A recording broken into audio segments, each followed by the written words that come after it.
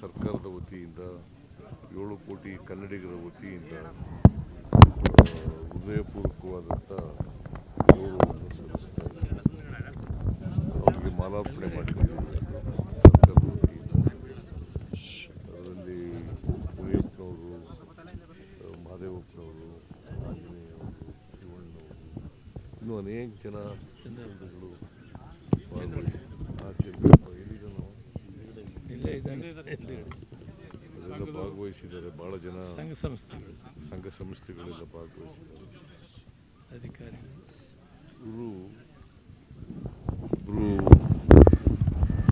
ಅಪರೂಪದ ನಾಯಕರು, ರಾಷ್ಟ್ರ ಕಟ್ಟುವಂಥ ಅಪರೂಪದ ನಾಯಕರು. ಯಾಕಂತಂದರೆ ಸ್ವತಂತ್ರ ಭಾರತದಲ್ಲಿ ಇವತ್ತು ಆಧುನಿಕ ಭಾರತ ಆಗಿರಬೇಕಾದ್ರೆ ಇವ್ರ ಪಾತ್ರನೂ ಕೂಡ ಭಾಳ ಇವರು ಕೇಂದ್ರದಲ್ಲಿ ಅನೇಕ ಖಾತೆಗಳನ್ನು ನಿಭಾಯಿಸಿ ಉತ್ತಮವಾದಂಥ ಆಡಳಿತಗಾರರಾಗಿ, ಒಳ್ಳೆಯ ಆಡಳಿತಗಾರರಾಗಿ, ಮತ್ತು ಹಸಿರು ಕ್ರಾಂತಿಯ ನಮ್ಮ ದೇಶದಲ್ಲಿ ಆಹಾರದ ಕೊರತೆ ಇತ್ತು.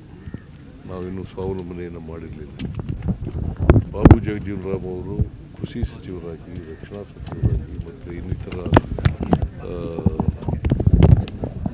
ಸಚಿವರಾಗಿ ಭಾಳ ಉತ್ತಮ ರೀತಿಯಲ್ಲಿ ಕೆಲಸ ಮಾಡಿದ್ದಾರೆ. ಅವರನ್ನು ನೆನ್ಕೊಳ್ತಕ್ಕಂಥದ್ದು ನಮ್ಮೆಲ್ಲರ ಕರ್ತವ್ಯ.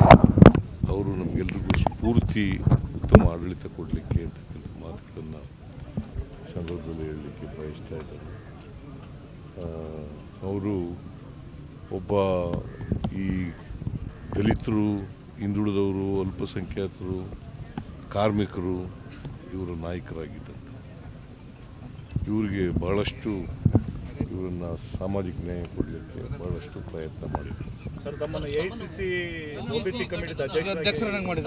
ನಂಗೆ ಗೊತ್ತಿಲ್ಲಪ್ಪ, ನಾನು ಪತ್ರಿಕೆಯಲ್ಲಿ ನೋಡಿರೋದು, ನನಗೆ ಗೊತ್ತಿಲ್ಲ. ನೀವು ಬರೆದಿದ್ದೀರಿ.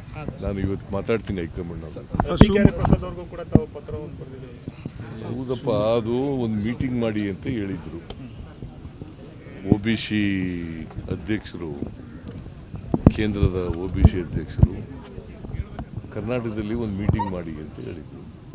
ಆ ಮೀಟಿಂಗನ್ನು ನಾನು 15ನೇ ತಾರೀಕಿಗೆ ಅರೇಂಜ್ ಮಾಡಿದ್ದೆ. ಸೊ ನನಗಿದು ಗೊತ್ತಿಲ್ಲ, ಸಂಚಾಲಕರು ಮಾಡಿರೋದು ಅಥವಾ ಏನಾಗಿ ಚೇರ್ಮನ್ ಮಾಡಿರೋದು ನನಗೇನು ಗೊತ್ತಿಲ್ಲ. ನಾನು ಹೈಕಮಾಂಡ್ ಅವ್ರ ಜೊತೆ ಮಾತಾಡ್ತೀನಿ. ಜವಾಬ್ದಾರಿ ಕೊಟ್ಟಾಗ ಬಿಟ್ಬಿಟ್ಟು ಓಡೋಗದ ನಾನು ಕೇಳಿಲ್ಲ. ಅವರೇ ಗೊತ್ತಿಲ್ಲ ನನಗೆ. ಅವ್ರು ಅನೌನ್ಸ್ ಮಾಡಿದ್ದಾರೆ, ನಾನು ಅವ್ರ ಜೊತೆ ಮಾತಾಡ್ತೀನಿ.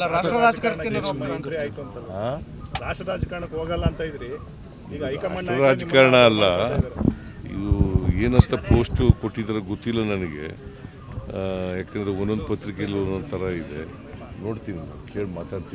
ಸರ್, ರಾಯರೆಡ್ಡಿ ಅವರು ನಿಮ್ಗೆ ರಸ್ತೆ ಅಭಿವೃದ್ಧಿ ಆಗಬೇಕು ಅನ್ನೋದಾದ್ರೆ ಗ್ಯಾರಂಟಿಗಳನ್ನು ಬಿಡಿ ಅಂತ ಹೇಳಿದ್ದಾರೆ ಸರ್. ರಾಯರೆಡ್ಡಿ ಅವರು ನಿನ್ನ ಹೇಳಿಕೆ, ನಿಮ್ಗೆ ರಸ್ತೆ ಅಭಿವೃದ್ಧಿಗಳು ಆಗಬೇಕು ಅನ್ನೋದಾದ್ರೆ ಗ್ಯಾರಂಟಿಗಳನ್ನ ತಗೊಳ್ಳೋದು ಬಿಡಿ, ನಾನು CM ಗ್ಯಾರಂಟಿ ಯೋಜನೆಗಳನ್ನು ಬದಲಾವಣೆ ಮಾಡೋ ಪ್ರಶ್ನೆನೇ ಇಲ್ಲ. ಗ್ಯಾರಂಟಿ ಯೋಜನೆಗಳು ಬಡವರು ಕಾರ್ಯಕ್ರಮಗಳು, ಎಲ್ಲ ಜಾತಿ ಬಡವರಿಗೆ ಮಾಡ್ತಕ್ಕಂಥ ಕಾರ್ಯಕ್ರಮಗಳು. ಅವು ಆರ್ಥಿಕ ಸಾಮಾಜಿಕ ಶಕ್ತಿಯನ್ನು ತುಂಬತಕ್ಕಂಥ ಕಾರ್ಯಕ್ರಮಗಳು.